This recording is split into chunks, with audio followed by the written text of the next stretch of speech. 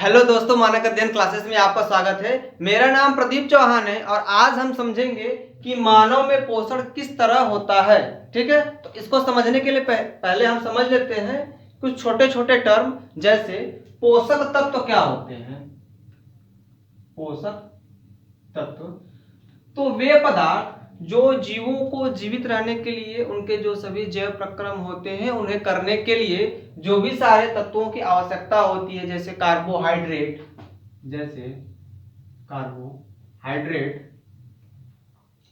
Lipid, protein, vitamin, minerals,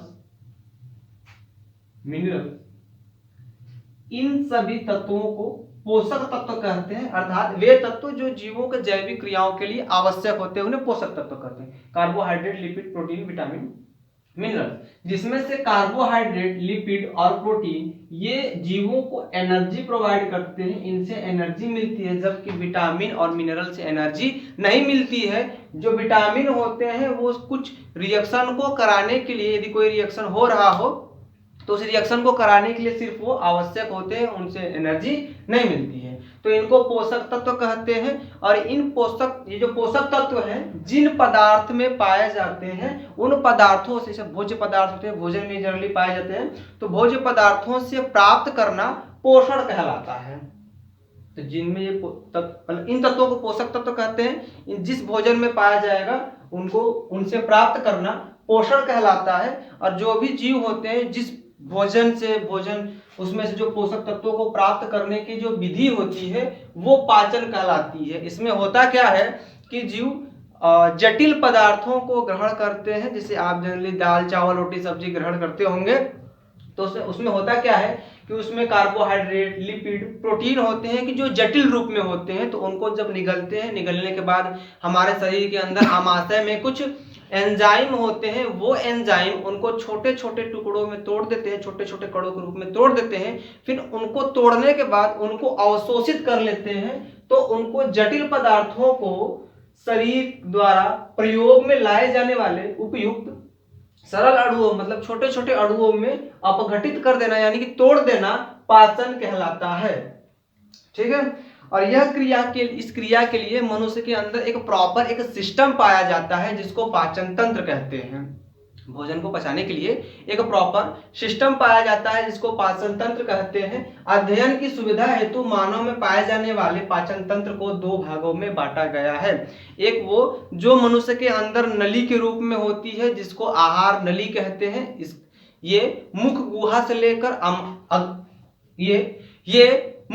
से लेकर गुदा द्वार तक होती है। और दूसरा होती है ग्रंथियां, कि आहार नाल में भोजन जाता है और ग्रंथियों से कुछ केमिकल, कुछ एंजाइम निकलते हैं जो उनका पाचन करते हैं। यदि मान लें कि मनुष्य में ये ग्रंथियां नहीं पाए जाए, सिर्फ आहार नाल पाए जाए, तो इंसान जो ह्यूमन है, यदि वो भोजन को निगल ले तो निगल के जो उसको पचाने की प्रोसेस होती है, यदि ये पाई जाती है तो इनसे कुछ एंजाइम बनते हैं जो कि मैक्सिमम से मैक्सिमम 9 या 10 घंटे तक भोजन का पाचन कर देती हैं। यदि ये ग्रंथियां न पाई जाए तो उनसे एंजाइम का निर्माण नहीं होगा।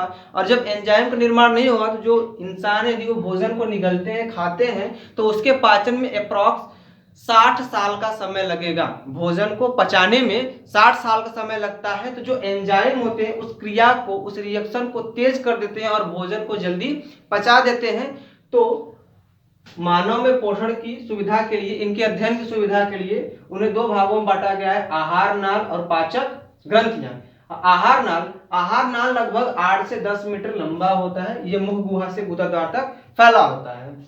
इसके कार्यकी के आधार पर इसे निम्न भागों में बांटा गया है, जैसे मुख या मुख गुहा, ग्रसनी, ग्रास नली, अमाशय, छोटी आंत और बड़ी आंत। ये 6 भागों में इनको बांटा गया है आहार नाल को। इनके बाद आता है पाचक ग्रंथियां, जैसे कि लार ग्रंथियां हो गई, यकृत की ग्रंथियां हो गई, अग्न्याशय ग्रंथियां हो गई, कुछ छोटी आंत में भी ग्रंथियां पाई जाती हैं, कुछ अमाशय के अंदर भी ग्रंथियां पाई जाती हैं। तो ये कुछ ग्रंथियां होती हैं, इन दोनों के बारे में पढ़ लेंगे। उसके बाद हम समझ लेंगे कि ये जो एंजाइम होते हैं जो भोजन को पचाते हैं वो किस प्रकार पचाते हैं, कि जो कार्बोहाइड्रेट, जो पोषक तत्व है, उसको हम जब लेंगे, पोषण मतलब पोषण के द्वारा जब इनको हम लेंगे तो कौन से एंजाइम इनका पाचन करेंगे, लिपिड का मतलब लिपिड के पाचन कौन से एंजाइम करेंगे, प्रोटीन का पाचन कैसे होता है, या विटामिन और मिनरल ये हमें कैसे मिलते हैं, क्या इनका भी पाचन होता है, ये सब चीजें पढ़ेंगे। ठीक है, तो पहले इसका स्क्रीनशॉट लीजिए, फिर उसके बाद आगे समझते हैं। तो आहार नाल के लगभग 6 भाग होते हैं।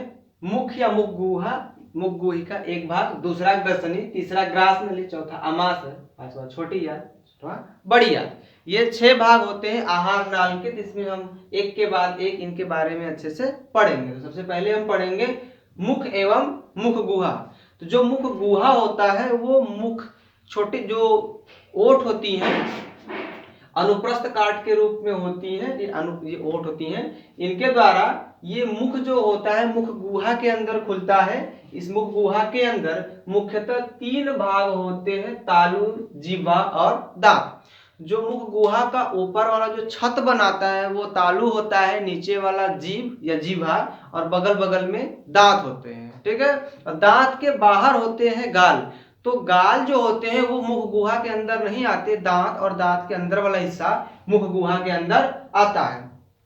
जो तालु होता है, तालु ऊपर की तरफ होता है, तालु के आगे वाला जो हिस्सा होता है वो कठोर होता है और थोड़ा खुरदुरा होता है, और पीछे वाला हिस्सा थोड़ा कोमल होता है जो भोजन को निगलने में हेल्प करता है। और जो कठोर तालु होता है खुरदुरा होने की वजह से जब भोजन को इंसान ह्यूमन जब उसे चबा रहे होते हैं तो भोजन को सरकने से रोकता है। तो तालु के 2 भाग होते हैं, अग्र भाग को कठोर तालु कहते हैं और पश्च भाग को कोमल तालु कहते हैं। कोमल तालु का और ये काम होता है कि कोमल तालु भोजन को निगलने में हेल्प करता है। यदि तालु की हम संरचना बनाएं तो तालु, ये मान लीजिए ये कठोर तालु था, खुरदुरा खुरदुरा, फिर ये थोड़ा कोमल तालु आया। कोमल तालु के पीछे एक ऐसा लटका हुआ स्ट्रक्चर होता है जिसे यूवुला कहते हैं। यूवुला काम ये होता है कि जब हम भोजन को निगल रहे हैं तो भोजन के पार्टिकल आगे भोजन की नली में जाए, ये यहाँ से ऐसे ऊपर न चले जाए, जो नाक की नली होती है जो यहाँ इसके पीछे आगे खुलती है उसमें न चली जाए, इसलिए यहाँ पे एक स्ट्रक्चर पाया जाता है जिसका नाम होता है यूवुला।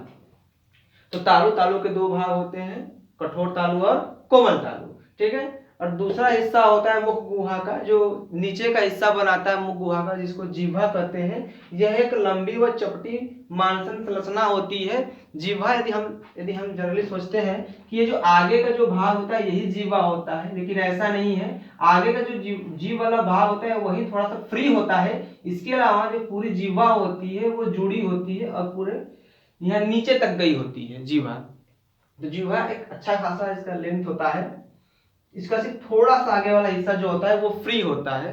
जीवा के बारे में बात करें तो जीवा के ऊपर 4 प्रकार की स्वाद कलिकाएं पाई जाती हैं। स्वाद कलिकाओं का काम होता है कि जब हम भोजन को जो हम निगल रहे हैं, जब भोजन को चबा रहे हैं तो भोजन को चबाते समय उनसे हमें स्वाद आते हैं। तो जो स्वाद आते हैं वो जीभ पे पाए जाने वाले स्वाद कलिकाओं के द्वारा सेंस किया जाता है। जीभ के बारे में देखें तो जो जीभ का जो आगे वाला हिस्सा होता है ये मीठे का स्वाद देता है, मीठे का। उसके बाद ये जो जीभ का ये जो किनारे किनारे वाला हिस्सा होता है, ऐसे किनारे किनारे वाला, ये खट्टे का स्वाद देता है। और ऐसे जो ये पीछे होता है, जीभ का जो पीछे वाला हिस्सा होता है, ये कड़वे का स्वाद देता है। और बीच में ये नमकीन का स्वाद देता है। जो तीखा स्वाद होता है रियली में वो कोई स्वाद नहीं होता। ठीक है, तो आज के लिए बस इतना ही। धन्यवाद।